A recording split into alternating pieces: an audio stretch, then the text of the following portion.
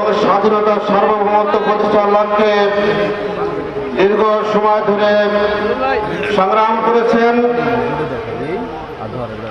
তিনি গৃহবধূ থেকে রাজনীতি থেকে রাষ্ট্রনায়ক হিসেবে দীর্ঘ সময় ধরে দেশে নেতৃত্ব দিয়েছেন এবং গণতন্ত্রকে সুসংহত করার লক্ষ্যে তার ভূমিকা ছিল অত্যন্ত আপসহীন।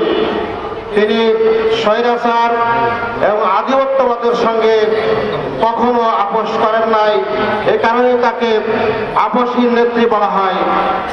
কিন্তু অত্যন্ত দুঃখের বিষয়, বিগত ফ্যাসিস্ট সরকার তার উপরে যে সীমাহীন জুলুম এবং নির্যাতন করেছে, যেটা আমরা সবাই জানি, এবং তার জীবন সামনে এসে তিনি মারাত্মকভাবে একাকিত্ব জীবনযাপন করেছেন।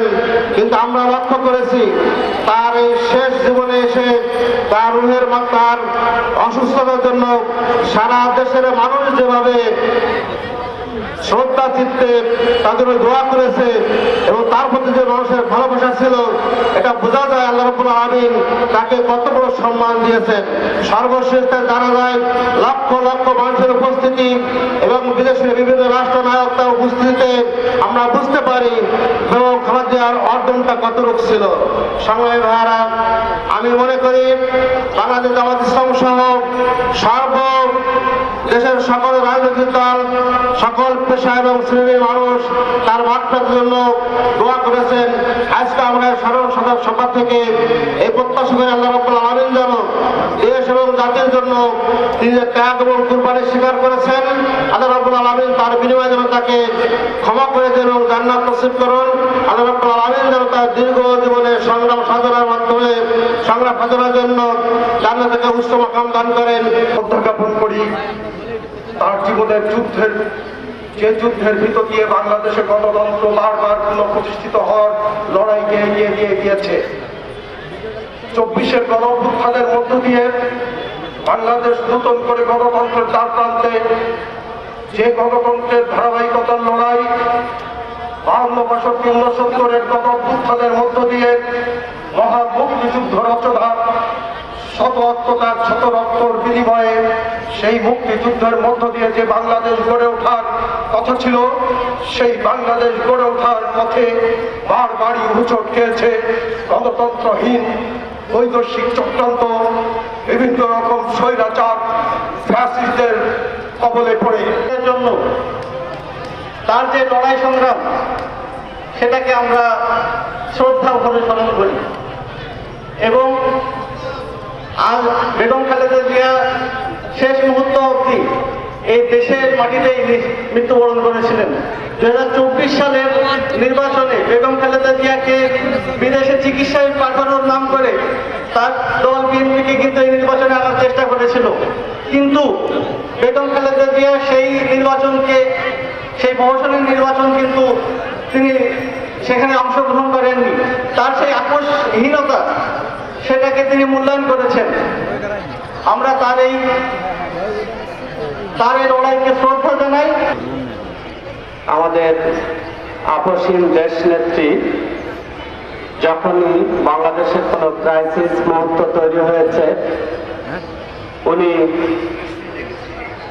রক্ষা কবচের মতো, স্বাধীনতা রক্ষার অত্যন্ত প্রহরীর মতো আমাদের দেশটিকে রক্ষা করেছেন।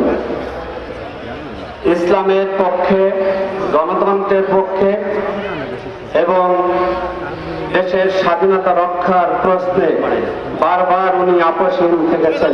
এজন্যই মূলত উনি আপসহীন জননেত্রী।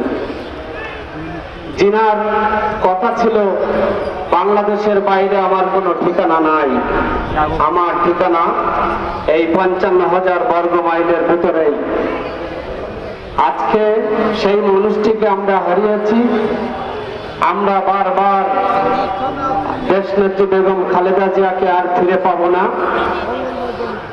আমরা ওনার রেখে যাওয়া কাজগুলি উনি যে আপসহীন যে কারণে নেত্রী হয়েছেন, সেই স্বাধীনতার প্রশ্নে, বাংলাদেশের গণতন্ত্র রক্ষার প্রশ্নে এবং স্বৈরতান্ত্রিক ভাবে যারা বাংলাদেশে ক্ষমতায় থেকেছেন বিগত 17টি বছর, উনি জেল জুলুম এবং কঠিন কষ্টের মধ্যেও উনি বাংলাদেশ ত্যাগ করেননি।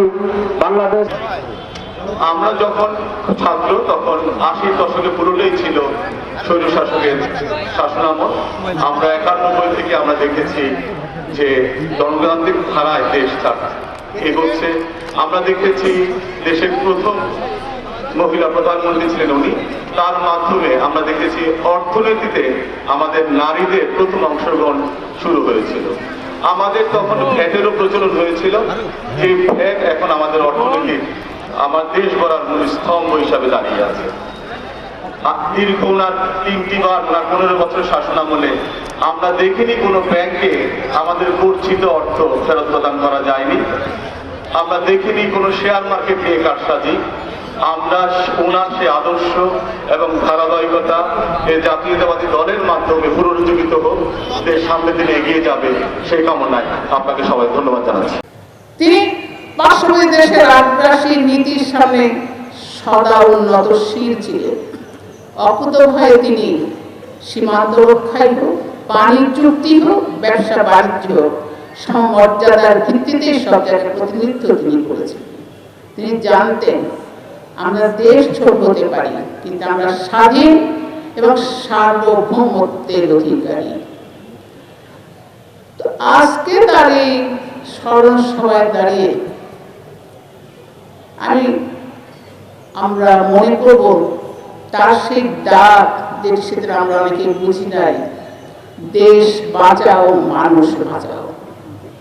এই ডাক প্রতিনিয়ত যদি আমাদের কানে কানে অনুরোধিত হয়, যদি আমরা সেই অমর বাণীতে শুনতে পারি যে শত্রু মিত্র চিনিয়ে দেবার জন্য যার বসে বক্তব্য, ওদের হাতে গোলামীর জিঞ্জির, আমাদের হাতে স্বাধীনতার পতাকা।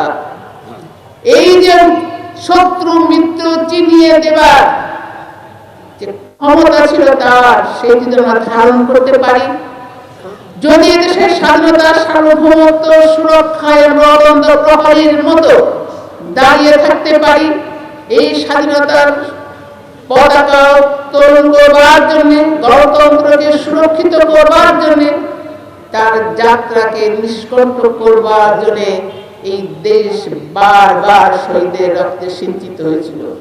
সুতরাং আমরা আর সেই পথে ফিরতে চাই না। আচ্ছা, জাতীয় ঐক্য তৈরি হয়েছে শুধু বেগম খালেদা জিয়াকে রেখে। তাকে আবার বলতে হয় তোমার কীর্তির চেয়ে তুমি যে মহৎ। সেই জন্য তিনি বলেছেন প্রতিশোধ নয়, প্রতিহিংসা নয়, সকলে মিলে দেশকে গড়তে হবে। তিনি অন্তর্ভুক্তিমূলক রাজনীতি চেয়েছিলেন। সুতরাং আমরা এই দেশকে যারা ভালোবাসি, দেশের জন্য লড়াই করেছি, গণতন্ত্র প্রতিষ্ঠার জন্য লড়াই করেছি, আজকে সেই মহান নেত্রীর সম্মানে এখানে দাঁড়িয়ে আমি সকলের কাছে আবেদন জানাবো এবং আমরাও সে প্রত্যয় নিয়ে যাব এদেশের সাধারণ মানুষের অধিকার আদায়ের জন্য, স্বাধীনতা সার্বভৌমত্ব সুরক্ষার জন্য সকল মৌলিক চাহিদাতে আমরা পূরণ করতে পারি। সেটি গণতান্ত্রিক রাষ্ট্র প্রতিষ্ঠার জন্য আমরা সকলে ঐক্যবদ্ধ থাকবো এবং এই যশোরকে আমরা একটি শান্তি যশোরে পরিণত করব। দেশনেত্রী বেগম খালেদা জিয়া নিছক কোন রাজনৈতিক ব্যক্তিত্ব নন। দেশনেত্রী বেগম খালেদা জিয়া আর 2-10টি প্রধানমন্ত্রীর মতো নন। বেগম খালেদা জিয়ার জন্ম সাক্ষরে বেগম খালেদা জিয়া শুধু বিএনপির নেতৃত্ব ছিলেন না, বেগম খালেদা জিয়া বাংলাদেশের অভিভাবকের রূপে ছিলেন। আর তাই যশোর জেলা বিএনপি আজকের এই আয়োজনে সেই ঐক্যের বার্তা দিতে চেয়েছে।